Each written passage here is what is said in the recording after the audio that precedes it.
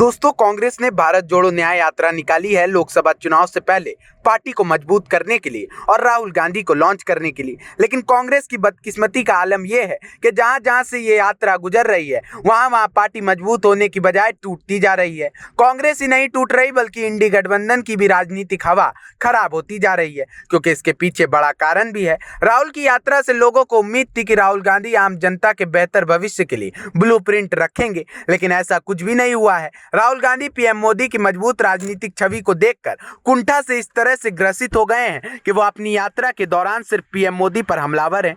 उनकी यात्रा में आम जनमानस तो छोड़िए, उनकी पार्टी के ही तमाम नेताओं को पार्टी और जनता के बेहतर भविष्य की कोई झलक नहीं मिल पा रही है, जिसके कारण से भारत जोड़ो न्याय यात्रा जिन जिन राज्यों से गुजर रही है वहां पहले या यात्रा के गुजरने के बाद लोग दल ही छोड़कर भाग जा रहे हैं। राहुल की यात्रा से कांग्रेस और इंडी गठबंधन को फायदा हो या ना हो, लेकिन बीजेपी को खूब फायदा मिल रहा है। चाहे असम हो या महाराष्ट्र, कांग्रेस के दिग्गज बीजेपी या एनडीए गठबंधन के किसी दूसरे दल का हिस्सा बनते जा रहे हैं। अब इसमें एक और राज्य का नाम जुड़ गया है, बताते हैं आपको इस रिपोर्ट में। दोस्तों, राहुल की यात्रा पूर्वोत्तर में जिस अरुणाचल प्रदेश से होकर गुजरी थी, महज एक दिन की यात्रा का असर ऐसा हुआ कि कांग्रेस पार्टी के आधे विधायक टूटकर पार्टी से अलग हो गए और बीजेपी में शामिल हो गए। खास बात यह है कि अरुणाचल प्रदेश की विधानसभा में 60 सीटें हैं। इनमें से अब कांग्रेस के पास सिर्फ 2 विधायक ही बचे हैं और विपक्ष में कुल मिलाकर सिर्फ 3 विधायक। बाकी सभी विधायक सत्ता पक्ष में हैं, जिसमें से 2 निर्दलीय विधायक भी हैं। नहीं समझे ना?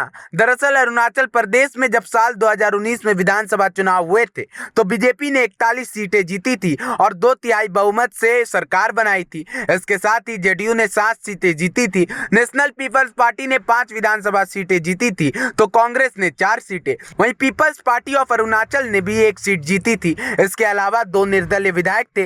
इसके बाद अरुणाचल में जेडीयू के सभी विधायक बीजेपी में शामिल हो गए थे। पीपल्स पार्टी का विधायक भी बीजेपी में शामिल हो गया था। एनपीपी वैसे भी एनडीए का हिस्सा है। ऐसे में कांग्रेस के 4 विधायक की विपक्ष में बैठे थे। एक निर्दलीय विधायक बाद में टीएमसी में शामिल हो गए थे।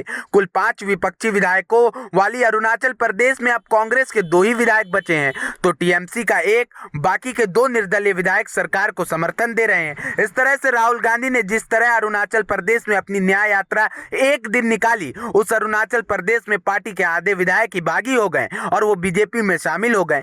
तो देखा आपने कैसे राहुल गांधी की यात्रा के बीच भगदड़ मच गई है। राहुल गांधी अपने नेताओं को पार्टी के साथ जोड़कर नहीं रख पा रहे हैं तो वो लोगों को कांग्रेस के साथ कैसे जोड़ पाएंगे।